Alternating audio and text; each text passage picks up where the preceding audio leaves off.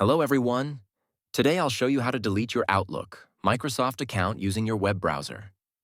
First, go to deleto.app. There you can find Outlook and follow the step-by-step instructions with me. Let's begin by going to account.live.com/closeaccount.aspx and signing into your Microsoft account. I've already done that. If you're prompted to sign in again or verify your account, just follow the instructions. Once you're in, check that the page shows the correct Microsoft account, then click Next. Now you'll see a list of items explaining what happens when you close your account. Read through them carefully and check each box to acknowledge you've read it. Next, choose whether you'd like the reopen window to be 30 days or 60 days. This is the grace period Microsoft gives you in case you change your mind.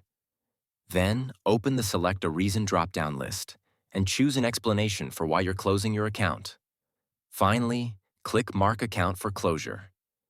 Important: after the grace period, 30 or 60 days, your Microsoft account, including Outlook email, OneDrive, Skype, and any linked services, will be permanently deleted. Make sure to save anything important before proceeding. And that's it. You've successfully scheduled your Outlook, Microsoft account for closure. Remember, once deleted, your messages, backups, and account information cannot be restored. Thank you for watching.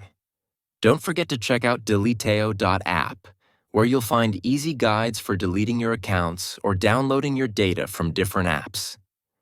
You can also find your accounts using your email, phone number, or username, and check if your data has been leaked.